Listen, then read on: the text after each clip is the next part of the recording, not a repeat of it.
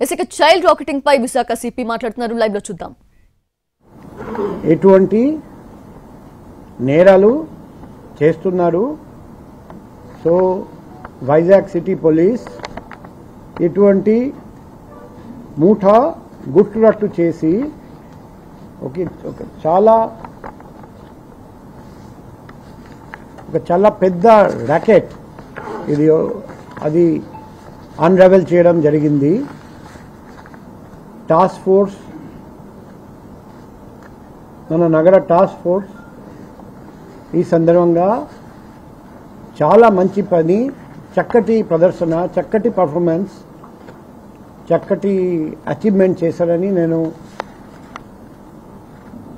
వాళ్లకు అభినందిస్తున్నా. కానీ ఇంకా లోతు వరకు వెళ్ళాలి, ఇంకా చాలామంది పసిపిల్లల్ని రెస్క్యూ చేయాలి, ఇంకా చాలామంది ముద్దాయిలను అరెస్ట్ చేయాలి, ఇంకా చాలా రాష్ట్రానికి వెళ్ళాలి.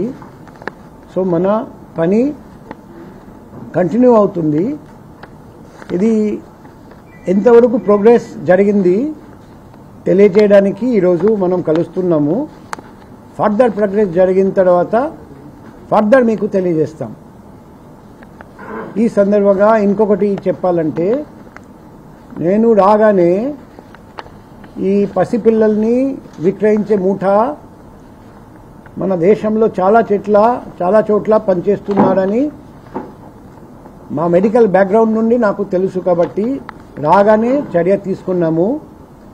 మన జిల్లా కలెక్టర్ గారికి 80 హాస్పిటల్ హెల్త్ సెంటర్ ఎక్కడెక్కడ మన విశాఖపట్నం నగరంలో సరైన స్టెప్స్ తీసుకోవట్లేదు, అది రాస్తూ డిస్ట్రిక్ట్ కలెక్టర్ గారికి తగిన చర్య తీసుకోమని రిక్వెస్ట్ చేయడం జరిగింది. యాజ్ అడిషనల్ డిస్ట్రిక్ట్ మ్యాజిస్ట్రేట్ మేము కూడా ఆ అన్ని హాస్పిటల్స్ హెల్త్ సెంటర్స్కి 1 by 1 నోటీస్ పంపిస్తున్నాం.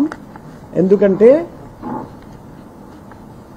పసిపిల్లల్ని అపహరించకుండా చూడడం అంటే ఆ ప్రతి చోట సీసీటీవీ ఇన్స్టాల్ చేయాలి, అవి వర్కింగ్ కండిషన్లో ఉండాలి.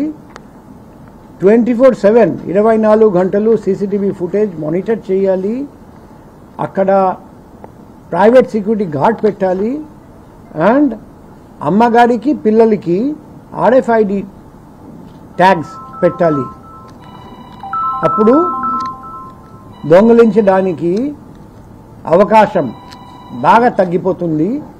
సో ఇవన్నీ సెక్యూరిటీ ప్రికాషన్స్ ప్రతి హాస్పిటల్, ప్రతి హెల్త్ సెంటర్, ప్రతి నర్సింగ్ హోమ్లో ఖచ్చితంగా పెట్టమని మేము రిక్వెస్ట్ చేస్తున్నాం. సో మీ క్వశ్చన్స్ ఏదైనా ఉంటే ఇప్పుడు మేము గుర్తించాము 6 రకాల కారణాల వల్ల పిల్లల్ని ఇలా అమ్మడం జరుగుతుంది. నంబర్ 1 వచ్చేసి hospital, health centre, nursing home నుండి పిల్లల్ని దొంగలించడం, అపహరించడం. అప్పుడు మనకు పేరెంట్స్ ఈజీగా దొరుకుతారు. రెండో వచ్చేసి మైనర్ బాలిక, మైనర్ అమ్మాయి